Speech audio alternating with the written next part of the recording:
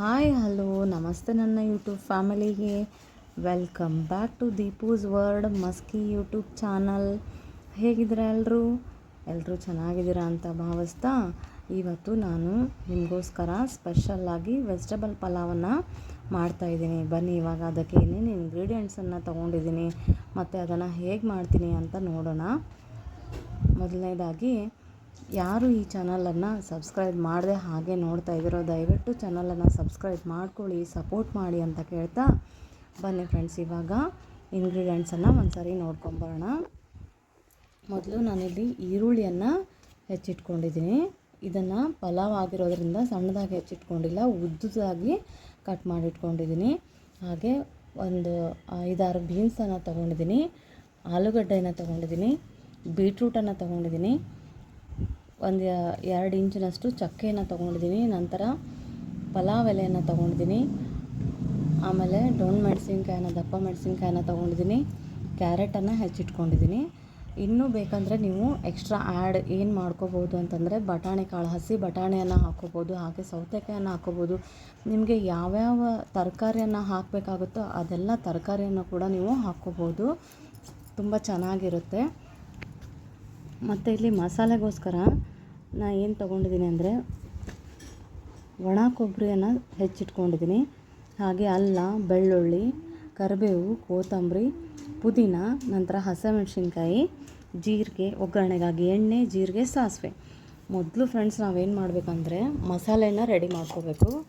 ಮಸಾಲೆಯನ್ನು ready ಮಾಡ್ಕೊಳ್ಳೋದು ಅಂತಂದರೆ ಇವಾಗೇನು ಮಸಾಲೆಗೆ ಏನೇನು ತೊಗೊಂಡಿದ್ನಲ್ವ, ಫಸ್ಟು ಒಣ ಕೊಬ್ಬರಿಯನ್ನು ಹಾಕ್ಕೋಬೇಕು. ಮಿಕ್ಸಿ ಜಾರ್ಗೆ ಒಣ ಕೊಬ್ಬರಿಯನ್ನು ಹಾಕ್ಕೋಬೇಕು. ಇವಾಗ ನಂತರ ಟೊಮಾಟೊ, ಒಣ ಕೊಬ್ಬರಿ, ಟೊಮಾಟೊ, ಆಮೇಲೆ ಪುದೀನ ಸೊಪ್ಪು, ಕರಿಬೇವು, ಕೊತ್ತಂಬರಿ, ಒಂದು 4 ಹಸಿಮೆಣಸಿನ್ಕಾಯಿ, ಅಲ್ಲ, ಬೆಳ್ಳುಳ್ಳಿ,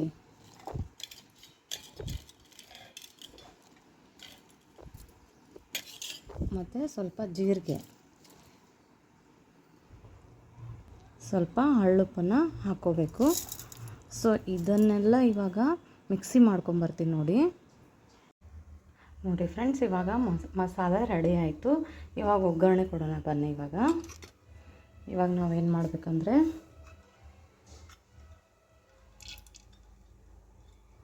ಒಂದು 2 ಚಮಚದಷ್ಟು ಎಣ್ಣೆಯನ್ನು ಹಾಕ್ಕೋಬೇಕು.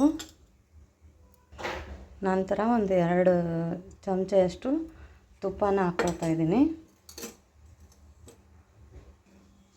ಇವಾಗ ಎಣ್ಣೆ ಕಾದ ನಂತರ ಸ್ವಲ್ಪ ಶೇಂಗಾನ ಹಾಕ್ಕೋಬೇಕು, ನಂತರ ಸ್ವಲ್ಪ ಸಾಸಿವೆ, ಹಾಗೆ ಜೀರಿಗೆ. ಸಾಸಿವೆ ಮತ್ತು ಜೀರಿಗೆ ಚಟಪಟ ಅಂದ ನಂತರ ಈರುಳ್ಳಿಯನ್ನು ಹಾಕ್ಕೊಳ್ತಾ ಇದ್ದೀನಿ. ಮಸಾಲೆ ನೀವು ಏನೇನು ತೊಗೊಂಡಿರ್ತೀರಿ ಅದನ್ನೆಲ್ಲ ಮಸಾಲೆನ ಹಾಕ್ಕೋಬೇಕು.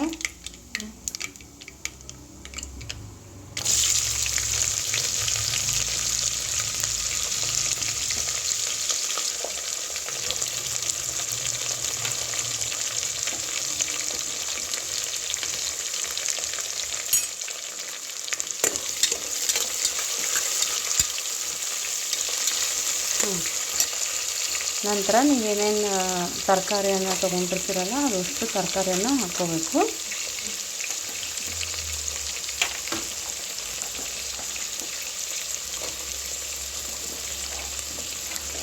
ತುಂಬಾ ಚೆನ್ನಾಗಿರುತ್ತೆ ಈ ಪಲಾವು, ಹಾಗೆ ಹೆಲ್ದಿ ಕೂಡ, ಯಾಕಂದರೆ ಎಲ್ಲ ತರಕಾರಿಗಳನ್ನು ಹಾಕಿರ್ತೀವಲ್ಲ ಅದಕ್ಕೆ ತುಂಬ ಹೆಲ್ದಿ ಕೂಡ ಇದು ಪಲಾವು. ಸೊ ವಾರಕ್ಕೊಮ್ಮೆ ಆದ್ರೂ ಇದನ್ನು ಎಲ್ಲರೂ ತಿನ್ನಬೇಕು, ಮಕ್ಕಳು ಹಾಗೂ ಎಲ್ಲರೂ ತಿನ್ನಬೇಕು. ವಾರಕ್ಕೊಮ್ಮೆ ಆದರೂ ಪಲಾವನ್ನ. ನಮ್ಮ ಮನೇಲಂತೂ ನಾವು ಸಂಡೇ ಆಲ್ಮೋಸ್ಟ್ ನಮ್ಮೂರಲ್ಲಿ ಮಾರ್ಕೆಟ್ ಸಂಡೇ ಇರುತ್ತೆ, ಅದಕ್ಕೋಸ್ಕರ ನಾನು ಆಲ್ಮೋಸ್ಟ್ ಸಂಡೇ ಮಾಡಿರ್ತೀನಿ. ಯಾಕಂದರೆ ಎಲ್ಲ ತರಕಾರಿಗಳು ಕೂಡ ಫ್ರೆಶ್ ಆಗಿರುತ್ತೆ ಅಲ್ವಾ, ಅದಕ್ಕೋಸ್ಕರ ನಾನು ಹೆಚ್ಚಾಗಿ ಎಲ್ಲ ತರಕಾರಿಗಳನ್ನು ಹಾಕಿ ಮಾಡುವಂಥ ರೆಸಿಪಿಗಳನ್ನ ಆಲ್ಮೋಸ್ಟ್ ಅಲ್ಲಿ ಸಂಡೇನೇ ಮಾಡಿರ್ತೀನಿ.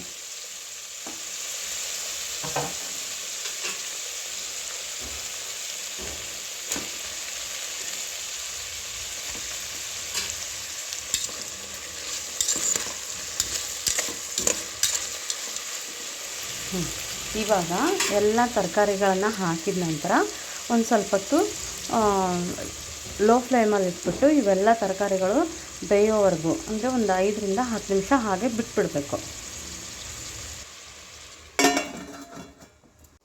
ನೋಡಿರಿ, ಇವಾಗ ಮಸಾಲೆನ ಹಾಕಿಬಿಟ್ಟು ಎಲ್ಲ ತರಕಾರಿ ಮತ್ತು ರುಬ್ಕೊಂಡಿರೋ ಮಸಾಲೆನ ಹಾಕಿ ಒಂದು 5 ನಿಮಿಷ ಹಾಗೆ ಬೇಯಲಿಕ್ಕೆ ಬಿಟ್ಟಿದ್ವಲ್ವ. ನೋಡಿಲಿ ಯಾವ ಥರ ಬಂದಿದೆ ಅಂತ. ಸ್ಮೆಲ್ ನೋಡಿ ಎಷ್ಟು ಚೆನ್ನಾಗಿ ಘಮ ಘಮ ಅಂತ ಬರ್ತಾಯಿದೆ. Wow, super. ನೋಡಿರಿ ಈ ಥರ ಆಗಿದೆ. ಸೊ ಇವಾಗ ಏನಂದರೆ ಈ ಒಂದು ಮಸಾಲೆ ಏನು ರುಬ್ಕೊಂಡಿರ್ತೀವಲ್ಲ ಅದೆಲ್ಲ ಹಸಿ ವಾಸನೆ ಹೋಗಿ ಎಣ್ಣೆ ಬಿಟ್ಕೊಂಡಿರ್ಬೇಕು ಫ್ರೆಂಡ್ಸ್. ಅಲ್ಲಿವರೆಗೂ ನಾವಾಯ್ತಲ್ಲ ಒಂದು ಪ್ಲೇಟನ್ನು ಮುಚ್ಚಿಬಿಟ್ಟು ಅದು ಹಾಗೆ ಬಿಟ್ಟಿದ್ವಿ. ಇವಾಗ ನೋಡಿ ಎಲ್ಲ ಬೆಂದಾಗಿದೆ. ಸೊ ಇವಾಗ ನಾವೇನು ಮಾಡಬೇಕು, ನಾನಿಲ್ಲಿ 4 ಕಪ್ ಅಕ್ಕಿಯನ್ನು ತೊಗೊಂಡಿದ್ದೆ. 4 ಕಪ್ ಅಕ್ಕಿಗೆ ಇಲ್ಲಿ 8 ಕಪ್ ನೀರನ್ನು ಹಾಕ್ಕೊಂಡಿದ್ದೀನಿ. ನಾನು ಯಾವತ್ತೂ ಡಬಲ್ ಪೋರ್ಷನನ್ನು ತೊಗೊಳೋದು.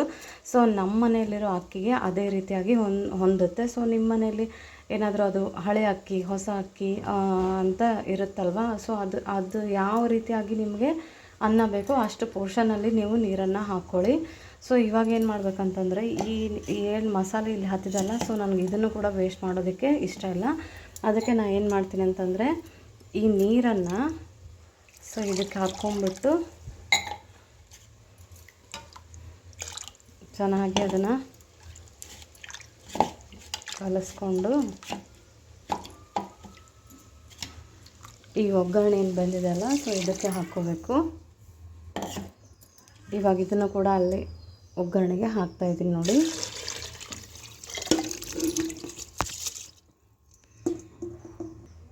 ನೋಡಿರಿ, ಇಲ್ಲಿ ಅಕ್ಕಿಯನ್ನು ಹಾಕಿದ ನಂತರ ಸ್ವಲ್ಪ ನಾನು ಕಾಟುವ ಮಸಾಲವನ್ನು ಹಾಕ್ತಾಯಿದ್ದೀನಿ. ಸ್ವಲ್ಪ ಪ್ರಮಾಣದಲ್ಲಿ ಮಾತ್ರ ಹಾಕ್ತಾಯಿದ್ದೀನಿ, ಯಾಕಂದರೆ ನಾನಿಲ್ಲಿ ಡ್ರೈ ಆಗಿ ಮಸಾಲಾನ ಕೇವಲ ಚಕ್ಕಿ ಮತ್ತು ಪಲಾವ್ ಎಲೆಯನ್ನು ಮಾತ್ರ ಹಾಕ್ಕೊಂಡಿದ್ದೀನಿ.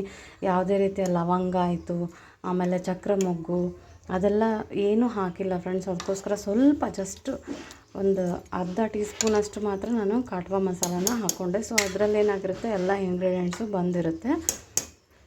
ಇವಾಗ ನಾವೇನು ಮಾಡಬೇಕಂತಂದರೆ ಇಷ್ಟು ಒಂದು ಸ್ವಲ್ಪ ನಾವೇನು ಮಾಡಬೇಕು, ಟೇಸ್ಟ್ ಮಾಡಿ ನೋಡಬೇಕು ಈ ನೀರನ್ನು.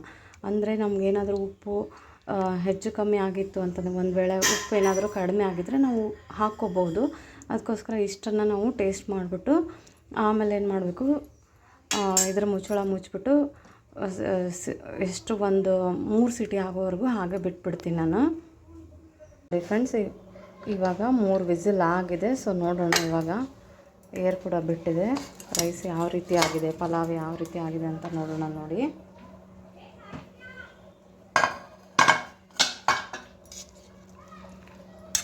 ಇಲ್ಲಿ ಪಲಾವ್ ಎಷ್ಟು ಚೆನ್ನಾಗಿ ಆಗಿದೆ ಅಂತ.